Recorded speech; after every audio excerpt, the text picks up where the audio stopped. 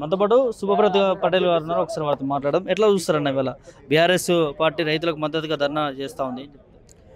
ఈరోజు రేవంత్ రెడ్డి గారు ముఖ్యమంత్రి అయిన తర్వాత మొత్తం కూడా మోసమైనటువంటి హామీలు ప్రజల్ని మోసం చేసి ప్రజల్ని రైతులని నయవంచం గురి చేసి ఈరోజు ముఖ్యమంత్రి పదవిలో ఉన్నాడు. రైతులకు మొత్తం కూడా రావాల్సినటువంటి గతంలో రైతు బంధు కావచ్చు, ఈరోజు వాళ్ళు ఇస్తున్నటువంటి రైతు భరోసా కావచ్చు, ఇప్పటివరకు కూడా ఒక్కసారిగా ఒక విడత కూడా రైతు భరోసా ఇవ్వలేదు. వాళ్ళు ఎన్నికల్లో చెప్పింది రేవంత్ రెడ్డి గారు ఏంది, నేను కేసీఆర్ గారు 10,000 ఇస్తాడు, నేను 15,000 ఇస్తా అన్నాడు.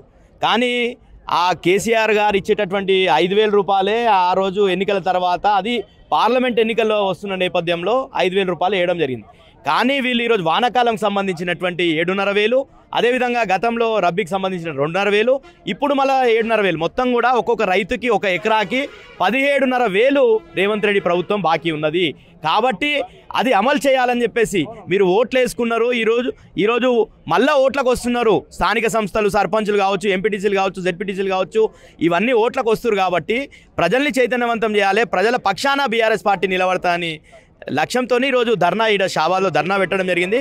అదేవిధంగా 2 లక్షల రుణమాఫీ ఏదైతే చెప్పిండో దానికి కూడా డేట్లకు మార్చుతూ వస్తూ గతంలో డిసెంబర్ 9 తారీఖు రోజు మొత్తం 2 లక్షల రుణమాఫీ చేస్తా అని చెప్పిండు. తర్వాత మా నేత హరీష్ రావు గారు మొత్తం నిలదీసి లెక్కలతో సహా నీ రుణమాఫీ జరగలేదని చెప్తే 15 ఆగస్టు వరకు కూడా మొత్తం కూడా రుణమాఫీ సంపూర్ణం చేస్తామన్నాడు. కానీ ఈరోజు కూడా ఈ రైతులకు అడగండి, మీరు ఇక్కడ వచ్చే ధర్నాకు వచ్చే రైతులకు అడగండి, ఎక్కడ కూడా ఏ ఊర్లో కూడా 30-40% మించి రుణమాఫీ జరగలేదు. కాబట్టే ఈరోజు రైతులందరూ కూడా పోరుబాట బట్టి ఈరోజు కేసీఆర్ గారు బీఆర్ఎస్ పార్టీ ఇచ్చినటువంటి పిలుపుకు ధర్నాలో పాల్గొంటారు. తప్పకుండా రైతుల పక్షాన బీఆర్ఎస్ పార్టీ ఉంటుంది. గతంలో రైతులను రాజులుగా చేసి 10 సంవత్సరాలు కాలు మీద కాలేసుకొని మొత్తం కూడా కల్లాల కాడనే పంటలు ఉన్నటువంటి కేసీఆర్ ప్రభుత్వాన్ని చూసిర్రు. ఈరోజు రైతులు బాధపడుతున్నటువంటి పరిస్థితి చూస్తున్నాం. కరెంటు కష్టాలు మొదలైనవి, అదేవిధంగా కొనుగోలు కరెక్ట్గా జరుగుతలేదు, రైతు రుణమాఫీ కరెక్ట్ కాలేదు, రైతు బంధు పడలేదు. కాబట్టి రైతుల పక్షాన ఈరోజు ధర్నా పెట్టినాం. 100% ఈ ప్రభుత్వాన్ని మెడలు ఉంచుతాం. రేవంత్ రెడ్డి గారు ప్రతి ఎకరాకు 17,500 బాకీ పడ్డాడు. కాబట్టి ఆ 17,500 చెల్లిస్తేనే అప్పుడు ఆయన రైతు భరోసా అమలు చేసినట్టు. కావాల్సుకొని కొర్రీలు పెట్టి డైవర్షన్ పాలిటిక్స్ చేస్తే మాత్రం రైతులందరూ కూడా రేపు ఊర్లకు ఓట్లకు వస్తే తిరగబడే పరిస్థితి నెలకొన్నది తెలంగాణ రాష్ట్రం. రైతుల ప్రభుత్వం అంటూ 2 లక్షల రుణమాఫీ చేసినాము, ఎక్కడా లేని విధంగా దేశంలో కూడా చేయలేదండి.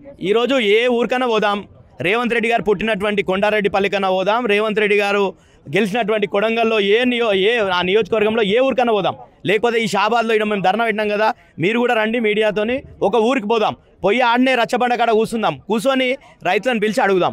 మొత్తం కూడా ఎక్కడ కూడా సంపూర్ణ రుణమాఫీ జరగలేదు. 2 లక్షలు అన్నాడు, దానికి అనేక కొర్రీలు పెట్టి కుటుంబానికి ఒకటి అన్నాడు. కండిషన్స్ అప్లై అనేది ముందు తెలియక చిన్నగా రాసినట్టు వాళ్ళు మేనిఫెస్టోలో పెట్టింది మాత్రం మొత్తం కూడా 41 లక్షల మందికి మేము రుణమాఫీ చేస్తామన్నాడు. కానీ ఎక్కడ కూడా జరగలేదు. కాబట్టే ఈరోజు రైతులందరూ ఈరోజు పోరుబాట పట్టినరు. ఆ రుణమాఫీ సంపూర్ణం జరిగితే రైతులు ధర్నాకి ఎందుకు వస్తారు? రైతులంతా కూడా మా మీద తిరగబడతారు కదా. నిజంగా రైతు రుణమాఫీ జరిగితే, రైతు భరోసా వాళ్ళకి అందుతే మా దగ్గరికి ఎందుకు వస్తారు? ఈరోజు ప్రజలు రైతులందరూ కూడా ఈరోజు కేసీఆర్ వైపు, బీఆర్ఎస్ పార్టీ వైపు చూస్తున్నారు. తప్పకుండా మీరు చూస్తారు. పెద్ద ఎత్తున ఇక్కడ వచ్చినటువంటి రైతులను ఇంటర్వ్యూ చేయండి. మీకు రుణమాఫీ జరిగిందా, మీకు రైతు భరోసా వచ్చిందా, మీ కరెంటు 24 గంటల కరెంటు వస్తుందా, మీరు అడగండి. అడిగితే స్పష్టంగా తెలుస్తుంది కదా. ఈ ప్రభుత్వం మొత్తం కూడా మోసపూరిత వాగ్దానాలతోని ఈడ సక్క చేయకుండా రేవంత్ రెడ్డి గారు ఢిల్లీకి పోయి ఏదో వెళ్తామని చెప్పి ఆడ ఢిల్లీలో భరోసా ఇస్తున్నాడు. ప్రజలేం పిచ్చోళ్ళు గారు. గతంలో మహారాష్ట్రలో ఈడ ఇస్తే మొత్తం కూడా ఆయన ఎక్కడెక్కడ తిరిగిండో అక్కడక్కడ మొత్తం కూడా ఓడిపోయింది కాంగ్రెస్ పార్టీ. అదే పరిస్థితి ఢిల్లీలో కూడా ఉంటుంది. వచ్చే లోకల్ బాడీ ఎన్నికల్లో కూడా కాంగ్రెస్ పార్టీకి కర్రు కాల్చి వాత పెట్టడానికి రైతులు, ప్రజలు అందరూ కూడా సిద్ధంగా ఉన్నారు.